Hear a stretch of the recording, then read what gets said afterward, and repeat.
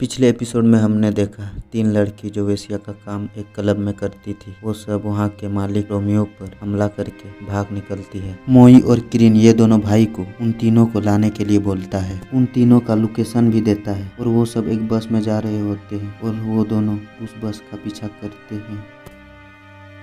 और अब कोरल पिछली जिंदगी याद करती है। वो रोमियो के बच्चों को ट्यूशन पढ़ाने भी जाती थी और उसके बाद मोई उसे क्लाइंट के पास ले जाता था। इसके बाद वो फिर से क्लब में काम करती थी। मोई उसे हमेशा क्लाइंट के पास ले जाया करता था, लेकिन एक दिन वो मोई के साथ ही अल्टीमेट हो जाती है। और फिर अब जीना उन दोनों से बोलती है, मैं बाहर किसी को जानती हूँ, वो मेरा क्लाइंट है, मैं उससे प्यार करती हूँ, शायद वो भी हमसे प्यार करता है। उतने में वो सब उन दोनों को गाड़ी से आ रहे देख लेते हैं। तभी बस का ड्राइवर उन दोनों को आके बोलता है, तुम दोनों को कब से देख रहा हूँ बस के पीछे पीछे आ रहे हो, तुम दोनों निकलो यहाँ से जल्दी वरना अच्छा नहीं होगा। किरीन गुस्सा हो जाता है और उसे मारने लगता है। तभी वो लोग बस से उतर कर भागने लगते हैं। वो दोनों भी वहाँ से निकल जाते हैं। वो मोई अपने भाई को बोलता है, ऐसा क्यों करते हो तुम, ऐसा मत करो। वो लोग वहाँ पहुँच जाते हैं। जीना अपने प्रेमिका से मिलने जाती है। इधर कोरल कुछ टेबलेट खाती है जिससे वो नशे में आ जाती है। जीना उसके पास जाके बोलता है, मैं भाग आई हूँ, तो वो शौक हो जाता है। जीना वहाँ उसे बताता है कि मैं प्रेग्नेंट हूँ, तुम्हारा बच्चा है, पर वो इस बात को नज़रअंदाज करके उसके साथ अल्टीमेट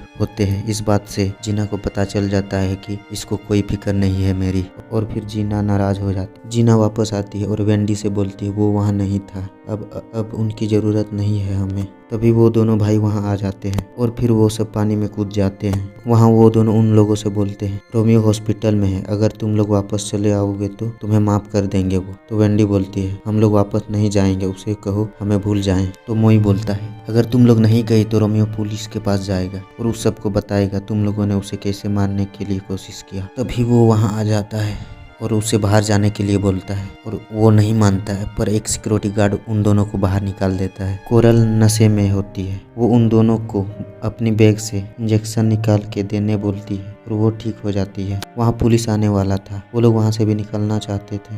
वो लोग प्लान बनाते हैं और वो लोग उन दोनों के गाड़ी में आकर बैठ जाते हैं, उसे बंदूक दिखाते हैं और उन दोनों को बोलते हैं, चलो क्लब और हमारा पासपोर्ट निकाल के दे दो वरना यहीं पे मार देंगे। तो वो दोनों चुपचाप जाने लगते हैं। थोड़ी ही दूर जाकर वो सबको शक हो जाता है, कुछ गड़बड़ है। तब वेंडी बोलती है गाड़ी रोको, लेकिन वो दोनों नहीं रुकता है। तभी वेंडी उन पर गोली चला देती है जिससे किरीन के कान में गोली लग जाता है और गाड़ी बंद कर देता है। और फिर किरीन गुस्सा हो जाता है और वेंडी को घसीट कर बाहर ले जाता है और उसे मारने वाला होता है। चाबी गाड़ी पर ही छोड़कर उतर जाता है और उसे समझाता है, उसे मत मारो। पर उतने में जीना गाड़ी स्टार्ट करके वो दोनों वहाँ से भाग जाती है उसे छोड़कर। कोरल उसे बोलती है रुकने के लिए, पर वो नहीं रुकती है। कुछ दूर जाकर कोरल उससे बोलती है कहाँ जाना है, तो जीना बोलती है क्लब जाएंगे और अपना पासपोर्ट लाएंगे। और फिर कुछ देर बाद एक गाड़ी आ रहा था। किरीन उस गाड़ी को रोकना चाहता था पर उसे ठोक देता है, जिससे गुस्सा होकर किरीन उसे मार देता है। मोई भी दौड़कर आ जाता है। तो उतने में वो वेंडी वहाँ से भागने लगती है और वो एक घर में छुप जाती है। वो दोनों भाई भी उसे खोजते हुए यहाँ पहुँच जाते हैं, उसे खोज भी लेते हैं। तभी वहाँ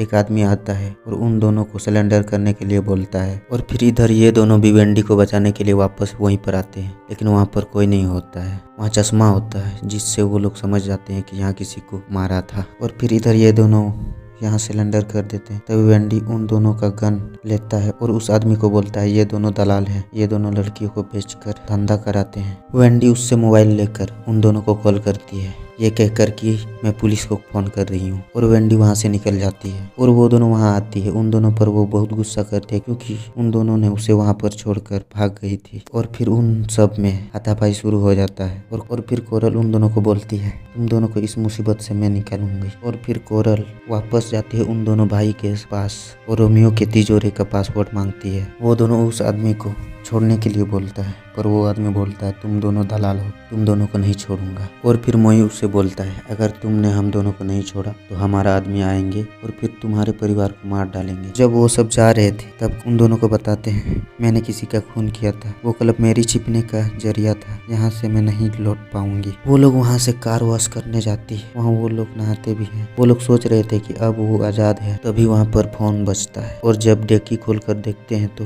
पीछे एक घायल हुआ आदमी रहता है जो ग्रीन ने मारा था। वो सब वहाँ से उसे हॉस्पिटल ले जाने का फैसला किया और फिर वो दोनों भी वहाँ से निकल जाते हैं। उसके भाई को पता चल जाता है कि मोई ने कोरल से सेक्स किया था और वो सब जब हॉस्पिटल जाते हैं तभी वहाँ से रोमियो निकल रहा था, उन सबको देख लेता है और वो सब वहाँ से भी भागने लगते हैं। रोमियो उन सब का पीछा करना चाहता है लेकिन वहाँ का सिक्योरिटी उसे जाने नहीं देता है। तब उस सिक्योरिटी को मारने लगता है और उन सब का पीछा करने लगता है। वो सब समझ जाते हैं कि अब इनसे भागना मुश्किल है, इन सब से लड़ने का फैसला करता है और फिर वहाँ से रोमियो से किसी तरह भाग निकल जाते हैं वो लोग। और फिर कुछ देर आकर कोरल सोचती है ये बार बार हम लोगों को कैसे खोल लेता, तो कोरल समझ जाती है कि ये हमें ट्रैक कर रहे हैं। और ये एपिसोड यहीं पे समाप्त हो जाता है। अब आगे क्या होगा इन सब के साथ ये जानेंगे अगले एपिसोड में।